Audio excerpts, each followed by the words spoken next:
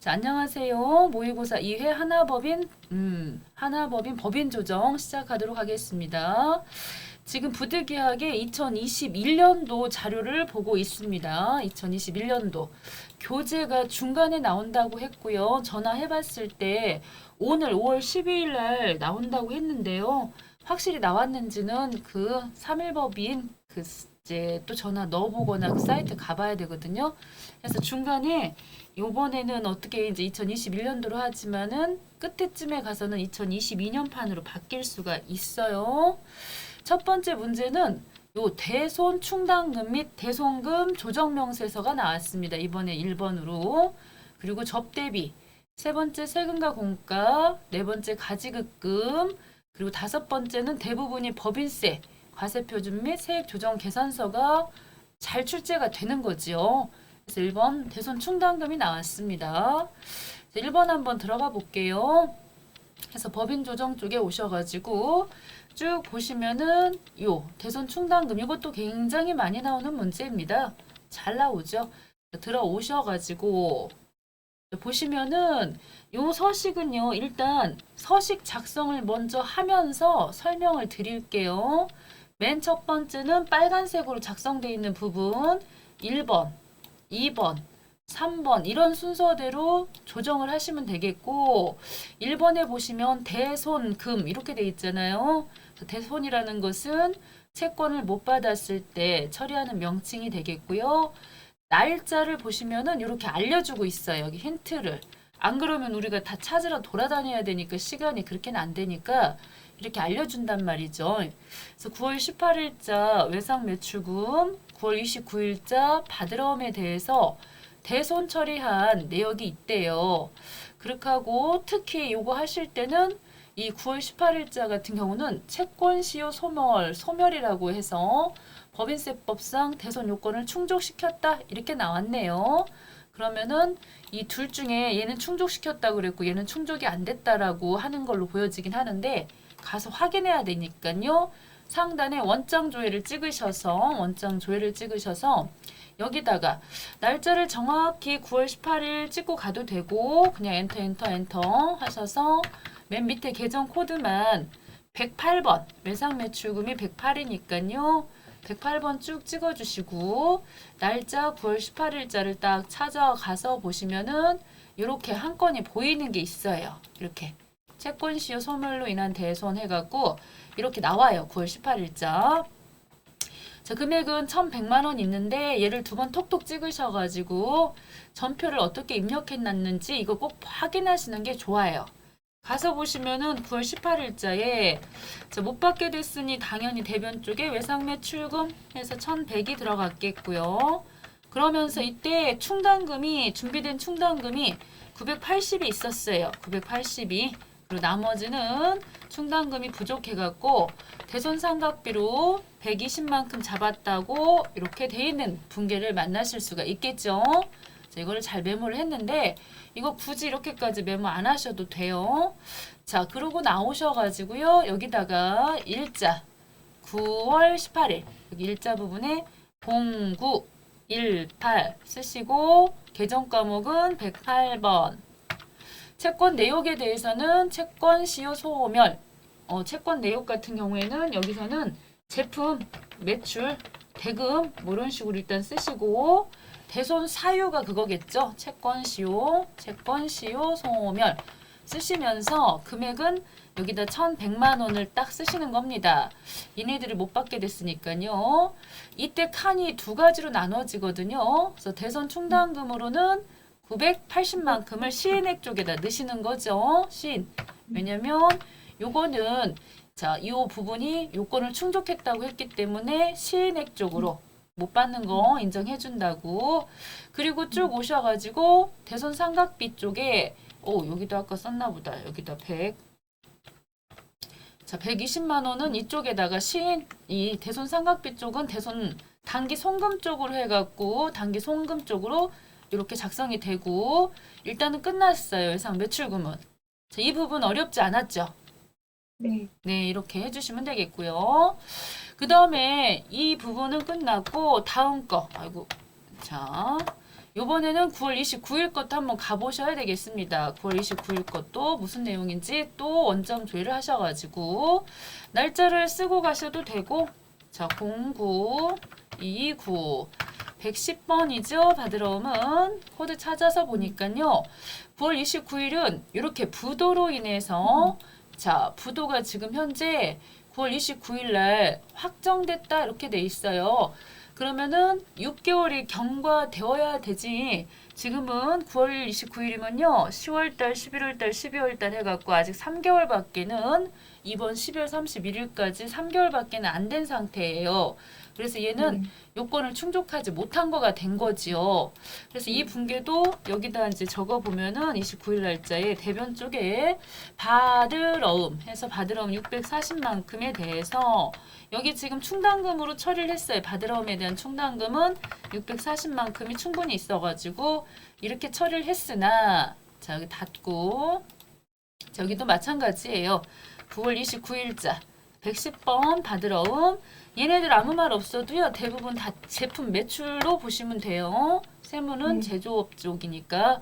그러면서 여기다가 부도라고 쓰시면서 금액은 640인데 여기 보시면은 이번에 이제 대손 충당금이 640은 640이니까 충당금 쪽에다 쓰긴 쓰지만은 6개월이 경과되지 않아 가지고 여기다 부인액 쪽에다 쓰신다는 거죠. 이렇게 부인액 쪽에 640을 쓰시면 끝난 거예요. 자, 이렇게 해서 부인됐다. 얘네들은 시인됐고요. 자, 이렇게 해서 밑에 1번은 대손금 금액을 써주시고 그런 다음에 상단 위쪽에 이제 2번으로 오십니다. 그래서 이런 식으로 대손금 조정에는 두 건이 있고 원점 조회 하셔갖고 반영하라고 돼 있고요. 그 다음에 이제 이쪽으로 1번으로 올라왔어요. 그래서 채권 잔액 부분에는 일단 계정 과목이 여기 문제 속에 채권 하면은 매출 채권도 있고 기타 채권도 있어가지고 매출 채권은 외상 매출금과 받으러움을 매출 채권이라고 하고 나머지 채권들도 있을 수 있는데 이번 문제에 대해서는 두 가지만 설정하기로 한다고 분명히 돼 있기 때문에 여기다가 108번 찍으시면 지가 알아가지고요. 이렇게 내 거 원장에 있던 장부 가액 같은 것들을 싹 끌어와요. 이렇게 됐죠? 그리고 밑에 쪽에다가도 오셔갖고 110번 받으러움 딱 써주시면은 이렇게 들어왔어요. 그래서 채권 잔액이 현재 시점에서 이렇게 두 가지가 들어왔는데 여기 지금 보시면요. 기말 현재 대손금 부인 누계라고 해서 방금 아래쪽에서요. 부인됐던 애들 있잖아요. 걔네들은 현재 채권 잔액에서 빼주셔야 되는 애들이거든요. 그래서 뭐가 부인됐었나 하고 보시면은 방금 받으러움에 대해서 부인된 금액 있었죠? 네. 얼마가? 640만. 그렇지. 640만 원이 부인됐다고 여기다 640을 딱하니 써주시게 되면 엔터를 때려 보시면요. 요 금액만큼이 자 이렇게 지금 이쪽에 들어가면서 받으러움에 대손금 부인 누계 해갖고 640만큼이 들어가면서 요 금액만큼에 대해서 이렇게 채권 이 부분은 우리가 지난번에 만약에 이제 이거를 부인을 안 당했으면은 아 여기서 이제 빠진 걸로 보는 건데 지금은 부인됐으니까 일단 채권 잔액이 합쳐져 갖고 이렇게 크게 나와요. 금액이. 그래서 여기 지금 제가 한글 파일로 이렇게 정리를 해놨는데요. 대손 충당금도 모의고사 2회, 5회, 10회 해가지고 모의고사 쪽에서는 3번이나 나왔었고 최근에 나왔던 것 중에서는 46회 나왔었고요. 그 이전에도 많이 나왔겠지만 해서 일단 첫 번째가 대손금 부분에서는 외상매출금하고 받으러움에 대해서 이렇게 기록을 하시면서 채권 시효가 소멸됐거나 파산도 많이 나오고 부도가 나오는데 부도 같은 경우는 6개월이 경과하지 않았으면 부인액 쪽에다가 반드시 입력을 하시는 것이고요. 만약에 부도 발생 후 6개월이 경과했다고 한다면 여기 시인액 쪽에다 넣으시는 거잖아요. 그랬을 때 시인액 쪽에 넣으실 때 조심하실 거가 이 비만금액 1,000원 있죠. 비만금액 1,000원은 빼고 1,000원 빼고 정리를 하셔야 돼. 시인액 쪽에. 그래서 이 부인액 쪽에는 1,000원을 쓰셔야 되는 부분이 있어서 이것도 한번 제가 메모를 해놨는데요. 아직은 그런 문제는 나오지 않았지만 조만간 얘네들 풀 때 보면 나올 거예요. 그래서 그때 한 번 더 확인하기로 하고요. 그 다음에 여기 지금 상단 위쪽에 넣으실 때요. 상단 위쪽에 넣으실 때 이 부분은 제가 일부러 설명 안 드렸어요. 자, 요것만 일단 슬쩍 언급하고 이거와 관련돼 있긴 한데 이번에 오셔서는 요 18번 항목에다가 넣으실 때 외상 매출금, 대손금 부인됐던 금액이 있으면 당연히 넣지만 정기에도 부인된 게 있으면요. 두 개 다 합쳐서 넣으시는 거예요. 이 자리는 정기와 단기 거 합쳐서 넣으시는 거예요. 지금처럼 우리 이번에 단기 것만 지금 현재 640을 썼는데 시험 문제에서 정기 거가 얼마 부인됐다 이런 멘트가 있으면 그것까지 합쳐갖고 꼭 써주셔야 됩니다. 자, 그러면 이제 여기까지 올라왔고요. 이 금액이 방금 요 합계 금액이 상단 위쪽으로 올라가가지고 이렇게 채권 잔액이 되겠죠. 여기까지 이해되시죠? 네. 네, 그런 다음에 그 다음에 이제 여기 설정률이라고 하는 이 부분이 우리 회사에서는 이걸 설정률로 할 건지 실정률로 할 건지 요거 잘 알려주니까요. 이거 보시고 지금 여기는 설정률로 돼 있지만은 상단에 이 부분을 수정을 누르셔갖고요. 실정률 이걸로 바꿔야 되잖아요. 여기 실정률이잖아요. 이렇게 대손 실정률 이걸로 해서 이렇게 1%, 100분의 1로 고쳐주시고 확인하시면 되겠습니다. 때로는 2%짜리도 가끔 나오니까 그걸로 바꾸시는데 세법에서는 1%로 나올 때가 많아요. 그래서 대부분 1%인데요. 잘 확인해 주시면은 이렇게 바뀌는 걸 볼 수가 있어요. 그러면은 지가 알아갖고 이 외상매출금과 받으러움의 채권 잔액에 요 유를 곱해서 한도 금액이 이만큼을 우리가 지금 이번 연도에 외상매출금과 받으러움 채권 잔액이 이만큼인데 요 1%만큼은 못 받을지도 모른다 라고 해서 충당금 설정을 해야 된다는 거죠. 이 부분이. 자, 이렇게 해서 계산이 나왔고요. 그 다음에 이제 나머지 칸들을 채우셔야 하는 부분들은 쭉 원장을 조회를 하셔도 좋고 저 같은 경우는 원장보다는 잔액 조회를 하죠. 여기 잔액 조회. 그래서 108번부터 시작해서 111번까지 조회를 하시게 되면 108번은 외상 매출금이고요. 108번은 외상 매출금 여기는 그리고 얘는 관계 코드 109번으로 충당금 얘는 110번이고 111번으로 해가지고 우리가 원하는 거 알아야 되는 것들은 기초 충당금 얼마인지 두 개 합계를 구해갖고 이쪽에다 일단 좀 써야 돼요. 계산을 해보면은 1680만큼이네요. 두 개 합쳐진 금액이. 그래서 합쳐갖고 나오면 좋겠지만 그래서 기초 같은 경우는 이제 여기다 8번 칸에다 쓰셔야 되는 거니까는 이렇게 자료들을 증가 부분은 합쳐서 보시면 얘는 조금 금액이 자 계산하기가 쉽지 않아요. 계산기 좀 써가지고 더하기 1736000 해보니까요 7454780 이렇게 됐겠고요. 감소 부분은 얼마나 감소했니? 980하고 640을 더해갖고 저기다가 1620만큼이 감소를 했고요. 마지막으로 기말 금액은 여기 있던 5718780 그 다음에 2336 해갖고 충당금 금액만 8054780이네요. 그래서 이렇게 메모를 좀 해놨어요. 여러분들 보시기 편하도록 하고 이건 닫을게요. 그런 다음에 자 여기에서 이제 하나씩 채워 나갈 건데 이 단기 계상액이 바로 증가 금액을 이 회사 자, 요 증가 부분이 바로 단기 계상액이거든요. 그래서 이번에 회사에서는 7454780만큼을 단기 계상을 했고요. 그 다음에 이 부분에 보충액 계산을 하셔야 되는데 쉬워요. 어떻게 하시면 되느냐면 이 개 부분 있죠, 개. 이 개가 바로 기말을 말하는 거예요.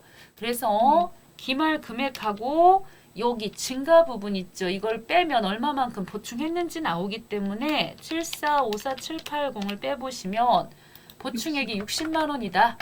이렇게 지금 보실 수가 있겠네요.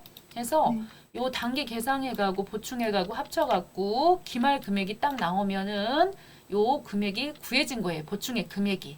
어렵지 않죠? 자, 단기 계상액이 바로 증가액이고 그리고 기말 부분이 개면 보충액은 두 개 더해서 개가 나와야 되니까 60만 원이다. 자, 여기까지 됐죠? 네네. 그리고 장부상 기초 잔액은 1680만큼 해서 이 금액을 그대로 써주시면 되는 것이고요. 그 다음에는 뭘 보셔야 되느냐면 쭉 올리셔가지고 정기 자본금과 적립금 조정명세서 을지 내역 있지요. 자, 이걸 네. 보셔야 돼요. 자, 이거는 뭐냐면은 우리는 회계 쪽에서 결산하실 때 합계잔액 시산표를 가셔가지고 12월 31일 찍어가지고 요 외상 매출금이 만약에 이렇게 있으면요.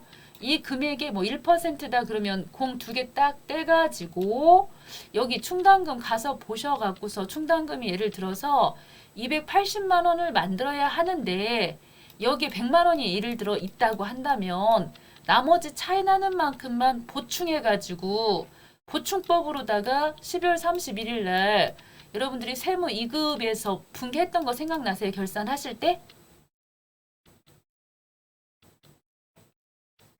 자, 신영 씨? 네. 네. 혹시 이 부분 다시 한번요. 이 회계상에서 우리 결산할 때 자동 네. 결산하실 때 그 외상 네. 매출금이나 받으러움에 대해서 충당금 네. 설정했던 거 생각나세요? 네네. 예. 여기 있던 얘네들 이 금액에 보통 1% 계산한다고 네. 해갖고서는 1% 네. 285만 9,390원 이쪽에다 네. 만들어야 하는데 여기 네. 금액이 일부 있으면 뭐 100만 원 예를 들어서 있다면 나머지 뺀 금액만 메모해가지고 이쪽에 결산 자료에 네. 와서 입력하셨던 생각 나세요? 네네. 예, 그렇게 해서 정리를 했었잖아요. 회계 쪽에서는 네. 보충법으로 처리하셨죠. 네네. 그러나 이 세법에서는요.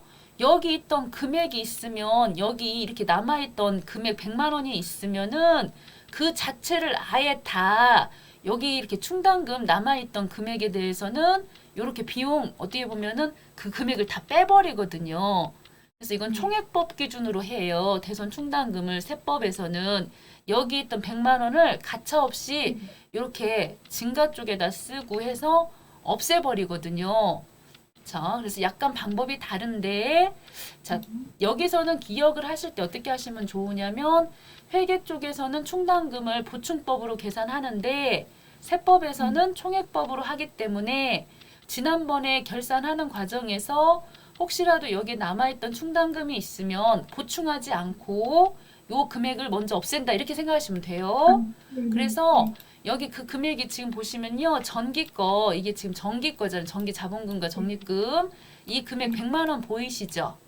네. 이 금액에 대해서 여기다 쓰시는 거예요. 충당금 부인된 거 있죠? 여기다 100만 원을 딱하니 써주시는 거거든요. 네. 여기까지 하시면 일단 모든 양식은 끝났어요. 양식 작성하는 건 끝났어요. 그렇죠? 그러면은 이제 이 부분에 대해서 우리가 합계 등록이라는 걸 눌러가지고 자 이거 조정하셔야 되지요. 항상 조정하실 때 첫 번째는 잊지 않기 위해서 1번에서 방금 부인됐던 거 있었죠. 네. 그거 먼저 정리를 하시는 거거든요. 그래서 여기 보면 부인 금액 해갖고 640만큼 보이시죠? 네. 그 640만 원에 대해서 송금 불산입 해가지고 이거는 아직 부도인데 6개월이 경과되지를 않았잖아요. 그래서 얘는 받을 어음 해서 받을 어음 대송금 부인액 해가지고 부도 뭐 이렇게 표시를 해놔도 되고 640만큼 그렇게 하고 요 부분은 현재로서는 유보 발생이지만 이 부분은 언젠가는 반대편으로 빠져나갈 거죠. 예, 그죠. 이제 6개월이 경과되면 그때는 정리해서 없애야 되는 것이니까 현재는 유보 발생으로 처리해 놓으시면 되고요. 그 다음에 또 두 번째 해주셔야 될 게 이제 여기 한도가 있어요. 한도 초과된 부분.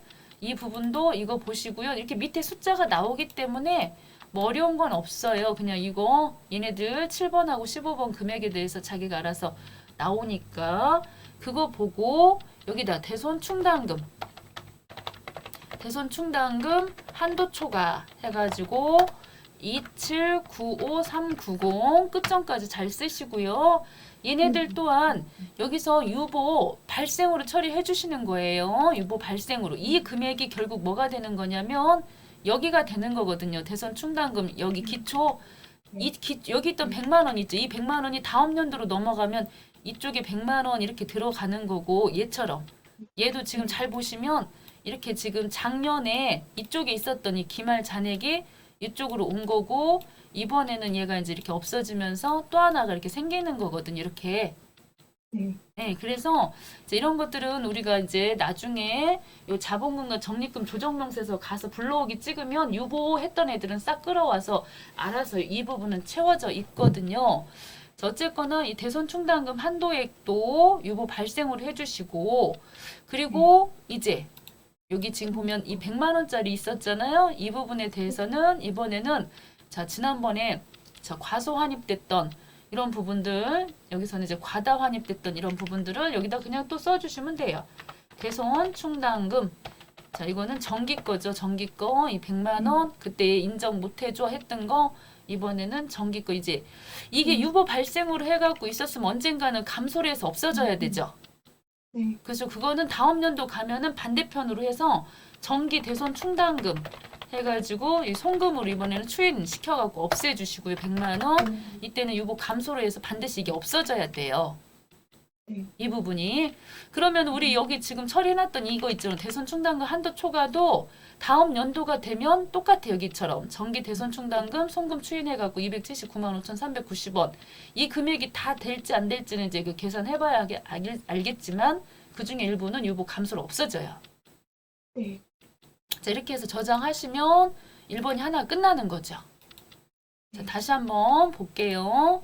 자, 이렇게 자꾸 이 한글 파일을 제가 띄워서 보여드리고 있는데요. 자, 이렇게 처음 시작할 때부터 송금 산입해갖고 정기 대손 충당금 한도초가 방금 요거 말하는 거거든. 요거 자체를 아예 처음부터 송금으로 산입해야겠다는 마음을 먹으시는 게 좋겠죠. 그래서 지금 처음부터 써놓은 거예요. 네. 이거 100만 원 이 부분 해서 정기 대손 충당금 한도 초과액은 유보 감소다. 지난번에 유보 발생으로 처리됐던 애 됐죠. 금방 이거 한 거 있죠. 이거 그 다음에 요 1번 서식에서는 대송금 하실 때 아까 했던 것들이고요. 이렇게 부도 특히 조심하셔갖고 부도는 6개월이 경과하지 않으면 부인에게 넣어야 되는 것이고 만약에 부도가 6개월이 경과했다고 한다면 당연히 이번에 송금 이 시행액 쪽으로 넣어야 되는 건데 그때는 비만금액 1,000원만큼은 요거 1,000원은 부인액 쪽으로 처리하고 나머지만 시행액 쪽으로 넣어야 된다는 거죠. 이것도 이해되시죠? 네네. 네, 좋아요. 그 다음에 만약에 부도 발생 전 6개월 이내이면 만약에 이제 그 금액이 1,000만 원이다. 받으러 오면 1,000만 원이다. 그러면서 자, 부도가 아직 6개월이 안 됐는데 충당금이 500이고 대손 상각비가 500이면 당연히 어떻게 넣어야 된다는 소리냐면 여기 보셔서 충당금 이쪽에 부인액 500, 이쪽 송금 쪽 거기다 500 써야 된다. 그 얘기죠. 부인액 쪽에. 네. 이해되죠? 이것도 그렇게 처리하시면 되는 거고 그 다음에 2번 서식으로 와갖고서는 코드 번호 딱딱 쓰면 알아서 자동으로 금액들이 들어가죠. 채권 잔액 쪽으로. 그렇죠? 그리고 1번에서 대손금 부인됐던 그런 금액들이 알아서 18번 칸에 자동으로 끌어와지는 게 아니기 때문에 수동으로 여러분들 입력을 하셔야 된다. 이거죠. 네. 맞아요. 그러면서 이때는 조심스럽게 지문 안에 잘 보시면 전기분 거 있죠. 그것까지 만약에 있다고 하면 정기 대손금 부인된 금액이 있다고 하면 그것까지 합쳐갖고 여기다 써야 된다는 거 조심하셔야 되고요. 네. 그리고 받으러 온 대손금 부인액 비만금액 1,000원이 있었다고 한다면 아까 우리가 1,000원 남겨놨잖아요. 여기다가 예를 들어 6개월이 만약 경과했다고 하면은 나머지 싹 이제 이거를 여기다 쓰는 게 아니라 그 중에 1,000원은 부인액 쪽에 써가지고 흔적을 남겨놓는 거 있었죠. 부인액 쪽에 아까 여기 이거 생각나세요 이거?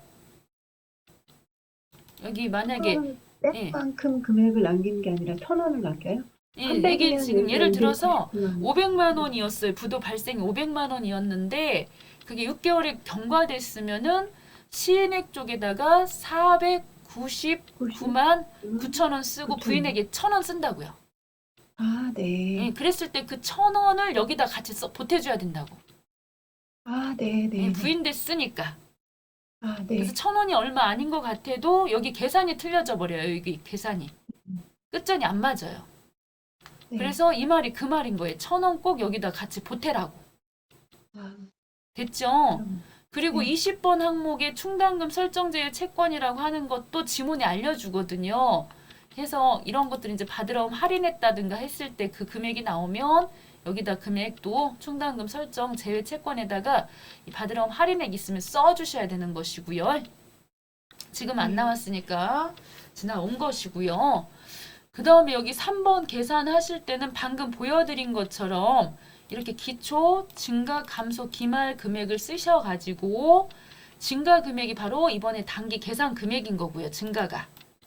네. 그리고 기말이 바로 여기 갠 거고요.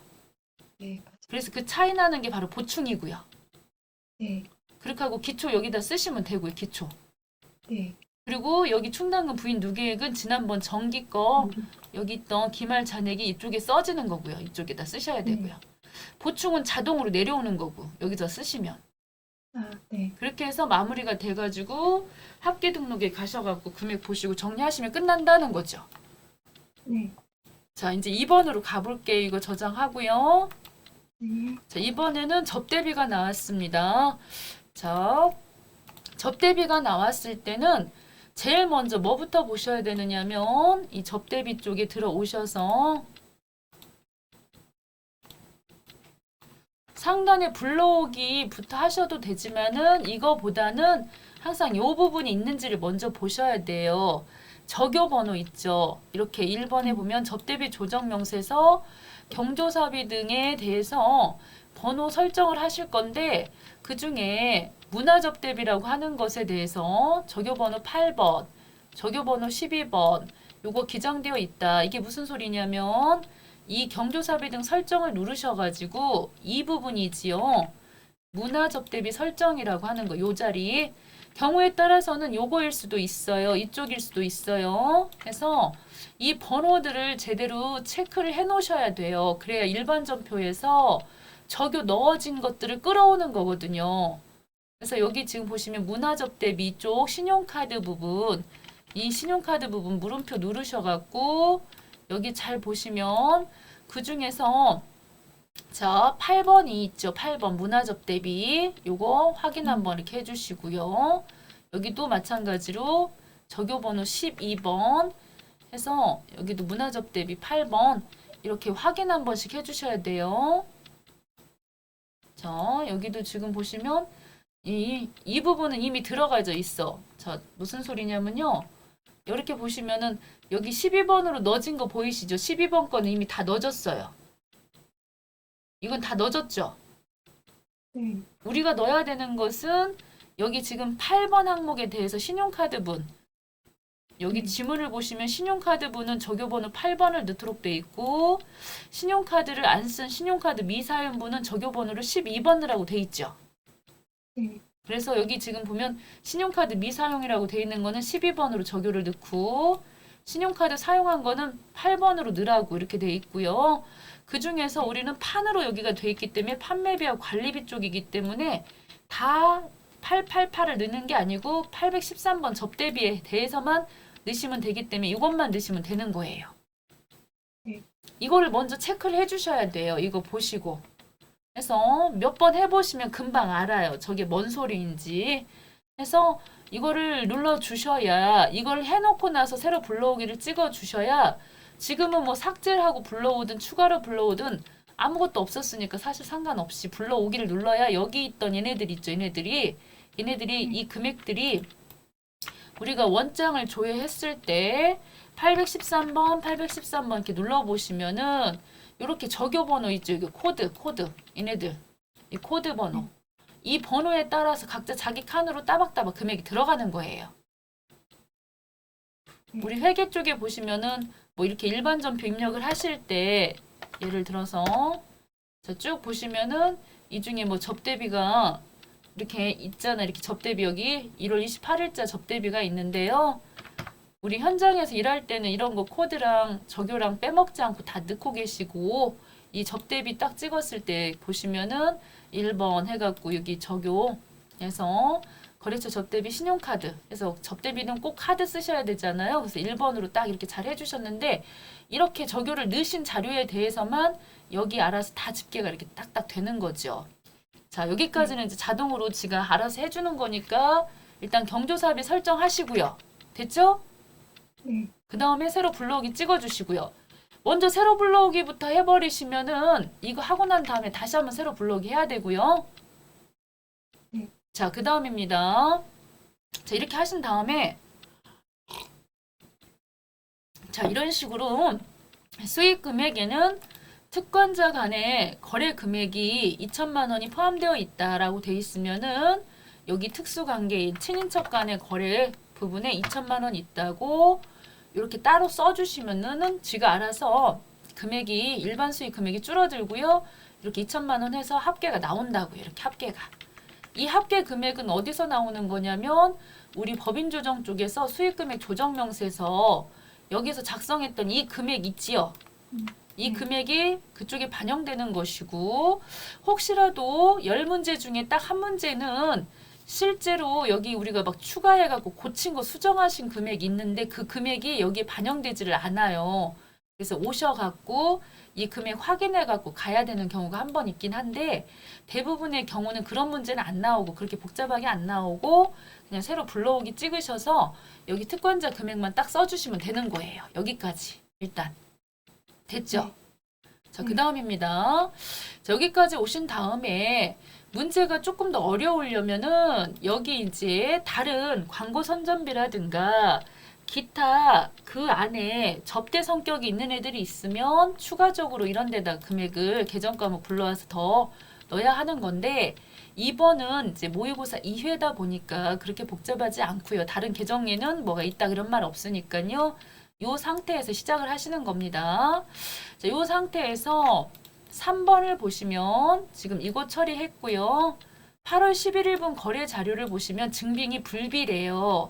그래서 원장 조회를 하셔갖고 여기 지금 날짜 8월 달 11일 8월 달 11일 찍어서 813을 찍어서 보시면은 200만 원짜리 하나 보이시죠? 네. 그런데 이 200만 원짜리를 톡톡 찍어갖고 보시면 적요번호 4번으로 들어가 있죠. 네. 그럼 이 적요번호 4번의 의미가 뭐냐면 톡톡 찍어보시면요.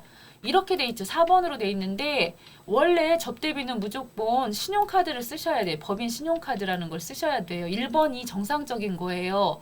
그런데 4번을 썼다는 것은 증빙이 제대로 된 증빙이 아니라는 거죠. 카드 안 썼다는 얘기예요. 4번은.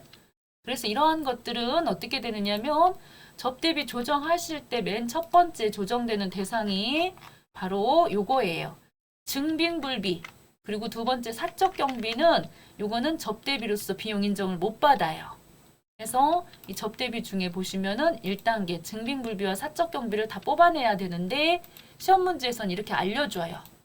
이렇게 알려주기 때문에 우리는 그냥 편하게 가서 보니까 8월 11일 거래 방금 금액 얼마인 거 보셨어요? 얼마인 거? 200만 원. 네, 200만 원이었던가요? 그래서 그 200만 원에 대해서 여기다 이제 써줘야 되죠. 자, 오셔갖고 자, 이쪽에다가 해서 6번 칸에 보시면 사적 경비. 자, 증빙 불비나 사적 경비는 6번 칸에다가 쓰시는 거예요.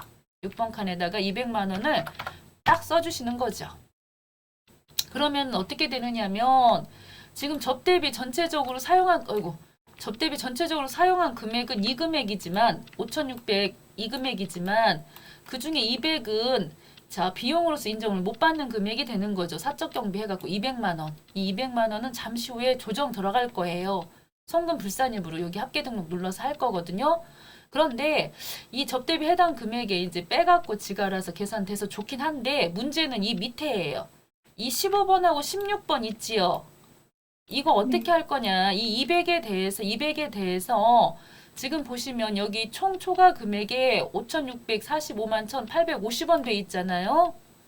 뭔가 다르잖아요. 지금 접대비로서 적격한 접대비는 5,400인데 어쩌고 저쩌고인데 얘는 5,600으로 돼 있으니까 뭔가 이상한 기미를 챘어야 돼, 눈치를.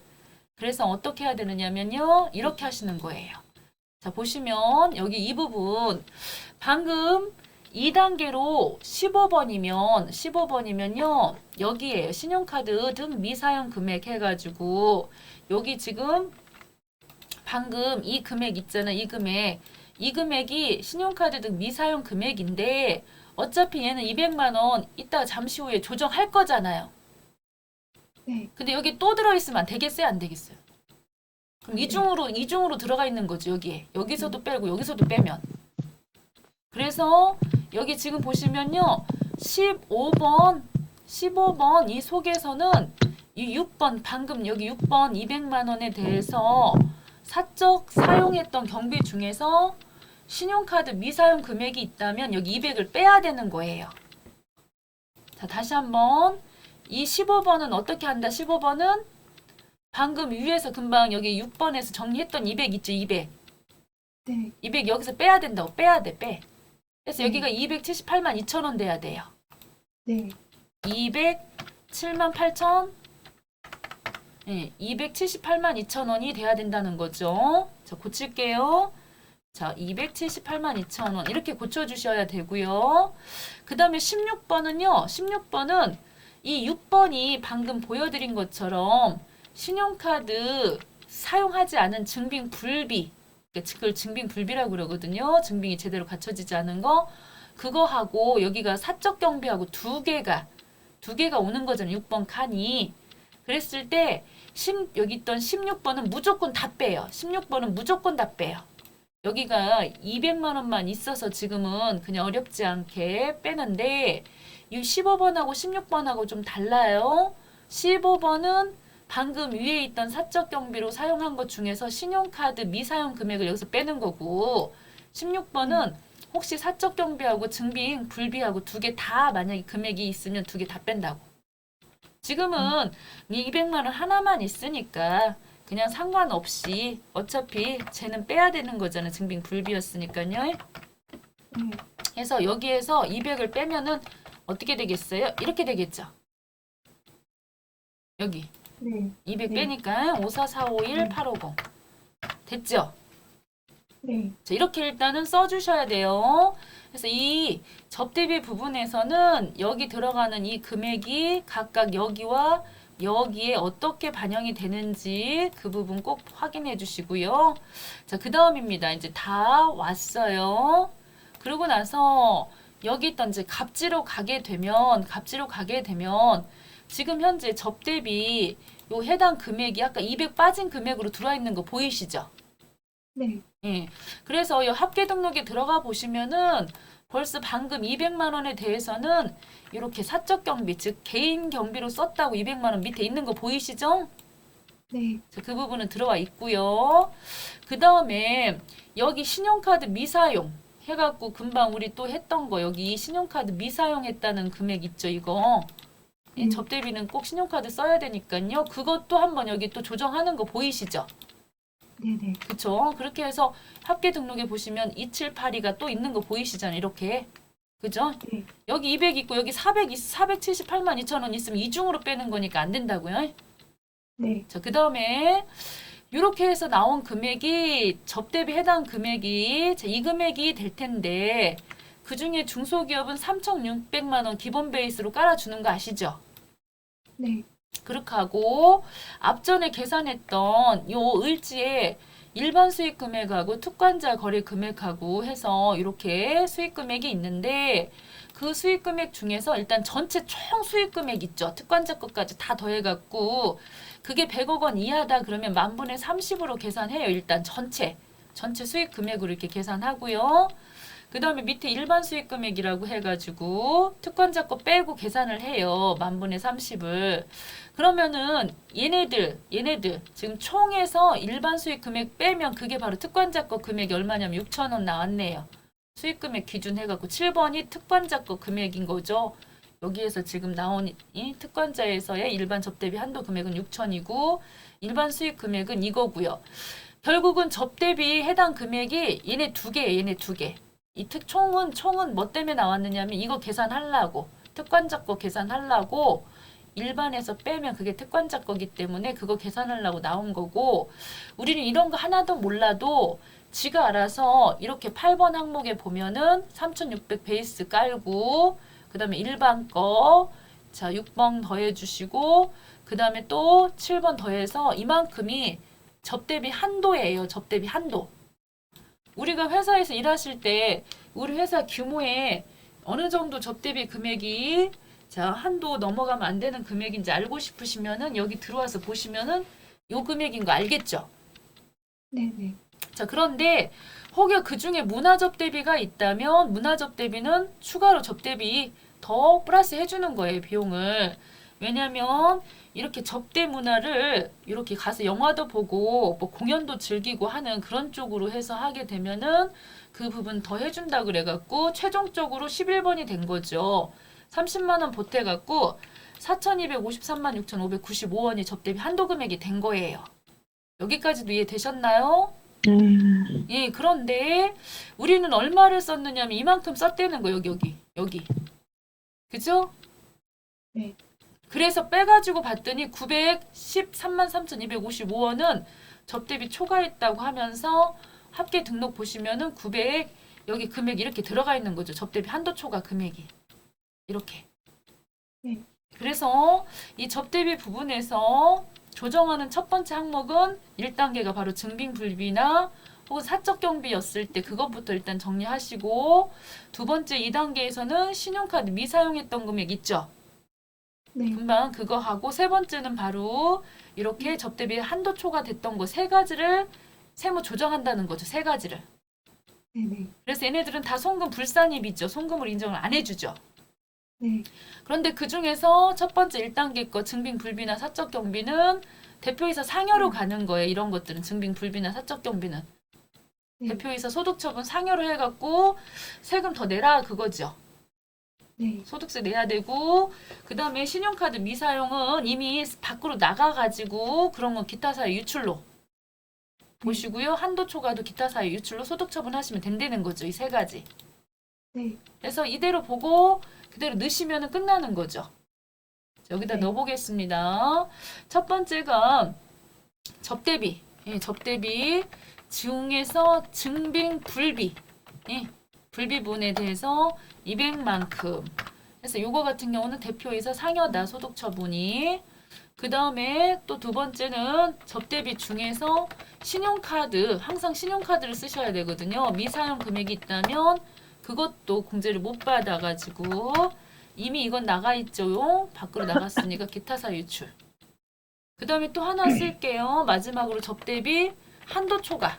그래서 이 세 가지가 이렇게 출제가 되고요. 이제 이렇게 기본에다가 이제 추가가 하나씩 더 되는 거죠. 점점 하나씩 더 추가가 될 거고요. 여기까지 됐죠? 네. 그래서 저장해 주시면은 2번도 끝났습니다. 이제 3번 가보겠습니다. 자, 3번. 세금과 공과금 요거는 되게 쉬워요. 세금과 공과금은 이렇게 오셔서 상단에 계정별 원장을 불러오기를 찍어주시면은 지가 알아서 500, 600, 700, 800번 관련해갖고 세금과 공과로 처리됐던 그러한 항목들을 싹 허니 불러와요. 이렇게. 됐죠? 그러면은 그 중에서 불러와진 금액 중에서 쭉 보시면은 자, 세금과 공과금으로 모의고사 2회, 8회, 50회, 46회 최근에는 이런 정도 나오는데 이때 요 정도 선에서 나오니까요. 세금과 공과는 비용으로 잡은 것인데 그중에 송금을 인정 못 받는 애들 중에 첫 번째가 벌과금 성격 있는 애들 싹 골라내야겠죠. 네. 그리고 사업과 관련이 없으면 그것도 세금과 공과로 처리하시면 그것도 인정 안 해준다는 거죠. 비용 인정. 그리고 대표이사하고 관련된 거는 상여로 소득 처분하셔야 되는 거고 대주주나 출자자 것도 그것도 비용 인정 안 해주고요. 그리고 자본금 증자 등록 같은 거 했으면은 자본금 그런 부분들은 기타로 소득 처분하는 거잖아요. 자본하고 관련되는 항목들은 그래서 이 5가지를 찾으시면 되는데 대표적인 게 이런 애들이라는 거죠. 딱 봐도 벌과금 성격인 거니까 교통 위반 범칙금이에요. 그래서 많이들 착각하시는 거가 교통 유발 부담금 아니고요. 이거 아니에요. 이거는 정상적인 거예요. 여기 밑에 교통 위반 벌칙금 이런 거 범칙금 있죠. 이런 게 문제인 거지. 이런 거. 이런 것들은 숫자 1번을 찍으라는 거죠. 이렇게 송금 불.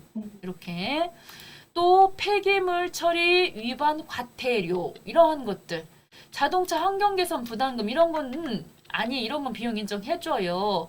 이런 건 문제 안 된다고요. 그래서 대표이사 자택의 재산세잖아요. 그럼 여기 지금 보시면 재산세라고 그래도 똑같은 재산세라고 해도 이건 우리 회사 거니까 상관이 없는데 요 밑에 보시면 대표이사 자택 재산세 보이시죠? 이런 건 송금 불이라는 거죠. 이렇게. 네. 그렇게 하고 또 교통사고 벌과금, 신호위반 과태료, 사업하고 관련이 없어요. 불법 주차 과태료, 지급조서 미제출, 그리고 자본금 증자했을 때 이런 등록 이런 걸 세금과 공과로 처리하시면 안 된다는 거죠. 이거는 자본과 관련됐기 때문에 자본금 속에다 넣어야 되는 것이지 세금과 공과를 처리하면 안 된다 이거예요. 그래서 나머지 찾아보시면은 한 가지 제일 많이 틀리는 부분이 연체료. 이거는 1번 찍을까요? 안 찍을까요? 안 찍. 네. 그래서 연체료는 안 찍어요. 왜냐면은 여러분들이 그냥 저는 이렇게 이해를 하고 있어요. 연체라고 하는 것은 돈을 내고 싶었으나 연체는 돈이 없어갖고 못 냈다. 그래서 불쌍하게 보는 거죠. 전 그냥 그렇게 이해하고 있어가지고 연체 여기도 밑에 연체 보이시죠? 네. 연체는 다 1번 안 눌러요. 그러나 이렇게 별과금, 벌과금 있죠. 이런 거, 벌과.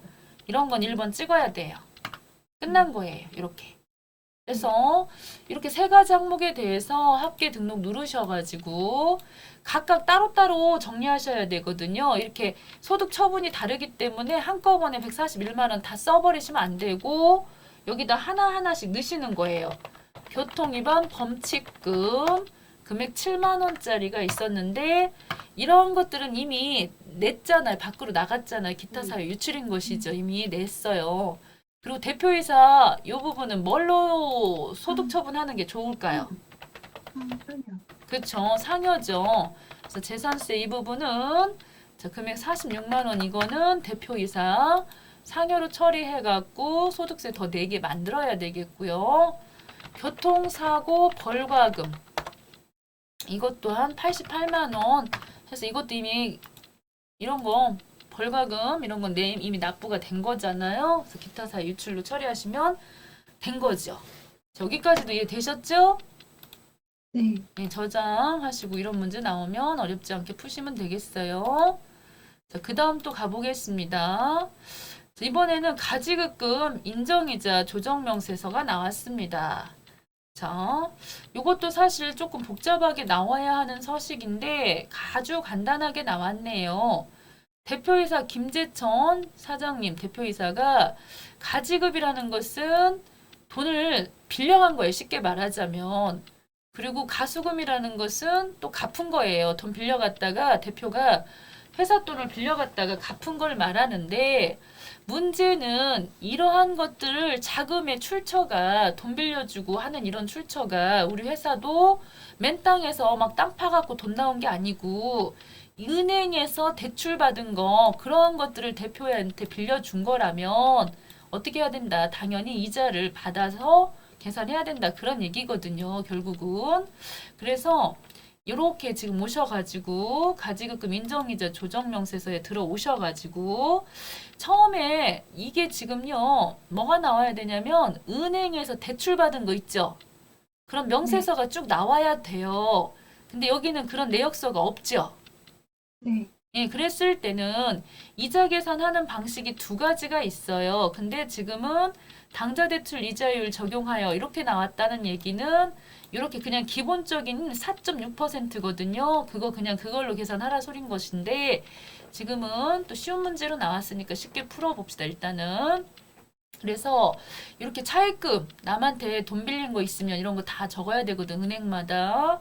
근데 지금 이런 게 없는 상태로 3번으로 바로 가야 되겠네요. 지금 보니까 3번에 가지급금, 가수금, 적수계산하는 거 이게 지금 나왔잖아요. 이건 3번 항목에 있는 거니까 3번 찍으시고 그런 다음에 직책으로는 대표이사, 성명으로는 김재천 쓰시고요. 그런 다음에 여기 지금 계정별 원장 데이터 불러오기 있지요. 요거를 턱 하고 찍어서 예 하고 눌러주시면 대표이사 김재천이에 요렇게 적요 번호가 1번과 4번이 있어요. 한 번은 대여한 거, 하나는 회수한 거 해갖고 그거하고 관련된 자료들이 있으면은 이렇게 불러와 지거든요. 이렇게 불러와 주세요. 어렵지 않잖아요? 그러고 난 다음에 혹시 가수금이 있다면 가수금 쪽도 오셔가지고 자료가 들어왔고요. 그 다음에는 여기 지금 보니까 이자율 계산하는 게 이 당좌대출 이자율하고 가중평균 차입금 이자 이렇게 두 가지가 있는데 우리는 뭘로 계산한다고 써 있어요? 당좌대출. 그쵸. 그러면은 3번을 딱 찍어주시는데요. 3번을 찍어가지고 지금은 인명별, 왜냐하면 대표이사밖에 없으니까 그냥 인명별 불러오기 찍어주시면은 방금 위에서 작성했던 가지급금 그런 내역들이 들어오는 거예요. 그래서 이렇게 불러오시면 되는 것이고 여기 뭐 관계회사도 나올 수 있는 것이고 여러 가지가 줄줄이 나올 수 있는 건데 직원도 나올 수 있는 건데 직원 같은 경우는 이런 뭐 이자 계산하지 않기 때문에 관계회사나 대표만 넣으면 되는데 이번 문제는 대표밖에 안 나왔네요. 자, 이렇게 넣어주시겠고요. 이제 마지막으로 여기를 가셔야 돼요. 이제 3번 코스 인정이자 계산하기 위해서 이자 수익 계정 조회해가지고 우리 회사에서 얼마나 12월 31일 날 대표한테 돈 빌려준 것에 대해서 이자 챙겼는지 그거 확인해서 넣어야 하는 건데 4번 항목을 딱 찍어 주셔가지고요. 4번 항목 찍으셔서 지금 앞에서 작성했던 가지급금, 가수금 다 끌어오는 거고 당장 여기 대출 이자 4.6%짜리로 계산했을 때 지금 이런 상황에서는 이자를 300 요 정도를 대표로부터 받았어야 돼요. 이자 수익으로다가. 그러면 얼마나 받았는지 보고 싶잖아요. 이렇게 가셔서 자, 원장 조회로 오셔가지고 여기다 901번 이자 수익이잖아요. 그래서 이 901번을 찍어주시면서 적요를 잘 보시면 요 이자 받은 적이 있네. 김재천 사장님 235만 원 받은 적이 있죠? 네. 그래서 가지급금에 대해서 이자 받은 적이 있다고 235만 원 있으므로 여기다 235만 원을 써야지요. 이렇게. 그러면은 회사에서 아예 안 받을 때도 대부분 많아요. 근데 지금은 73만 1,369원에 대해서 73만 1,000 자, 369원에 대해서 합계 등록 누르셔가지고 입금으로 잡으셔야 돼. 이자 수익으로 잡아서 세금 더 내라 그 소린 거죠. 네. 해서 여기다가 자, 넣으시면 되겠습니다. 가지급금 인정이자 이렇게 쓰셔갖고 여기다가 가지급금 인정이자 쓰셔갖고 731369 쓰셔서 이거는 대표죠. 아니요. 상여로 소득 처분하시면 된다는 거죠. 네. 자, 이렇게 정리하시면 되겠고요. 그래서 지금 이 문제도 상당히 지금 쉽게 나온 거죠. 쉽게 나왔어요. 뭐 고민할 필요 그렇게 많이 없죠. 시간이 지나면 점점 이제 문제 난이도가 올라가는데 2회, 5회, 7회 앞으로도 계속 나올 거고 차입한 돈으로 대표이사 혹은 관계회사에게 가지급했다. 그러면 우리는 이자 계산이라는 것을 해서 입금을 잡아야 된다. 자, 가지급금에서 제외되는 것들은 좀 나중에 보시는 거고 이때 이제 한 가지만 본다면 이때 사용인은 종업원이에요. 종업원하고 관련되는 것들에 대해서는 인정이자 계산하지 않아요. 대표이사, 상여, 관계회사 걔네들은 기타. 그러니까 대표이사 같으면 상여로 소득 처분하면 되는 거고 관계회사는 소득 처분을 뭘로 한다? 기타사 유출로 잡으시면 돼요. 그 다음에는 여기 지금 방금 했던 것처럼 불러오기 하시면 되고 적수계산 하시면 되고 그래서 이렇게 정리하시면은 끝났어요. 자, 이제 5번 가도 되죠? 네. 자, 5번 가보도록 하겠습니다. 자, 이번에는 이제 영수증 여기도 이제 마지막 최종 마지막은 항상 법인세 과세 표준 및 세액 조정 계산서 이걸로 마무리가 되고요. 영수증 수치명세서를 가셔가지고 이 영수증 수치명세서는 회계 쪽에서 원래 일반 전표 작성하시면서 3만 원 초과되는 거래에 대해서는 제대로 된 법적 증빙을 받아야 되죠. 법적 증빙에는 뭐가 있었죠? 세금 계산. 그렇죠. 세금 계산서, 계산서, 현금 영수증, 현금. 신용카드 매출 전표 등인데 그러한 것들을 지금 현재 받았으면 문제가 안 되지만 안 받았을 때는 이렇게 다 쓰시는 거죠. 이렇게. 그죠? 그래서 이 금액이 얼마냐면 지금 보니까 800만 원이죠. 네. 그래서 이 800만 원에 대해서 지금 우리가 세 건의 자료 800만 원 해서 명세서 제출 대상권 해서 이렇게 정리해 놓으시면 우리 회계 1급이나 세무 2급에서는 이런 거 많이 해보셨지만 법인 조정 쪽에서는 법인 조정에 보시면 두 번째 서식 법인 조정 2에 보셨을 때 가산세 계산하는 파트 요거 있죠. 그래서 여기를 들어가 보시면은 자, 새로 불러오기를 찍어주시면은 앞에 회계 쪽에서 작성했던 영수증 수치명세서 얘네들이 벌써 여기 계산해갖고 16만 원 나온 거 보이시죠? 네. 예. 그래서 이 금액들이 쭉쭉 내려갖고 보시면은 800의 2%니까 16만 원만큼 가산세가 계산된 거예요. 그래서 얘를 만약에 이렇게 저장을 해주셨잖아요. 이렇게 저장을 해주셨잖아요. 그런 다음에 우리 최종적으로 가는 코스가 여기잖아. 여기 지금 두 번째 오셔가지고 원래 이제 불러오기를 찍어주시면은 지가 금방 우리가 16만 원 작성하신 거 여기 보이시죠? 가산세. 네. 해갖고 이렇게 들어와야 맞지만 여기서는 그런 코스대로 작성하라는 말은 없었기 때문에 거기 들어가서 여기 작성하라는 말은 없었기 때문에 예, 그냥 영수증 수치명세서 가서 참고해서 가산세 반영하라고 했기 때문에 우리가 800의 2% 16만 원 여기다 써주시면 되는 것이지요. 근데 아까처럼 들어갔다 나와도 틀렸다고 하지는 않아요. 그래서 16만 원이 이렇게 반영되게 해달래요. 그리고 이 소득금액 합계, 소득금액 조정 합계표 요거는 요 금액을 말하는데 입금하고 송금하고 지금까지 1번부터 4번까지 한 금액에 대해서 이 금액이 서로 안 맞을 수 있잖아요. 시험 보시는 사람들마다 정답이 다 정답일 수는 없잖아요. 네. 그래서 요즘에는 시험 문제에서 이걸 알려주기도 해요. 입금 금액이 얼마고 송금이 얼마라고 알려주기도 하는데 어쨌거나 1번, 2번은 벌써 끝났어요. 됐죠? 네. 그 다음에 중간에 납세액 및 원천 납부 세액을 반영하시오 그랬는데 요거는 이렇게 이것도 마찬가지로 원래는 여기 원천 납부 세액 명세서 있죠. 여기 들어가 가지고 이런 거 먼저 다 작업해 갖고 불러오기 하면은 이런 금액들이 들어와야 하는 건데 여기 지금 보시면은 252만 원 이렇게 금액이 다 들어와 있죠. 252만 원. 근데 지금 이걸로 하라는 말은 아니에요. 이걸 여기서 하라고 써 있지는 않았어요. 원천 납부 세액 명세서 들어가서 하라는 말 없었어요. 그렇기 때문에 여기 들어오지 않아도 돼요. 그런데 만약에 우리 시험 문제가 요구하는 바가 뭔지에 따라서 잘 하셔야 되는데 지금은 회계 쪽에 합계전액 시한표 가셔가지고 12월 31일 136번 선납세금 보이시죠? 그래서 여기를 찍으셔갖고 중간 예납은 지금 이자 소득 70 이렇게 지방은 아니에요. 지방소득세는 이거는 지방세는 여기는 국세만 넣어야 되기 때문에 70 하나 70 여기 둘 해서 37에 21 거기다 42만 원 해서 252만 원 맞네요. 이거는 원천징수 세액인 거죠. 원천징수고. 그 다음에 법인세 중간해납 금액이 8월 31일자가 있어요. 3,590만큼. 해가지고 법인세 중간해납. 해서 일단 이 두 가지를 메모를 하셔갖고 오셔서 각각 중간해납은 35900 이거고요. 그 다음에 원천납부 2520 이거고요. 됐죠?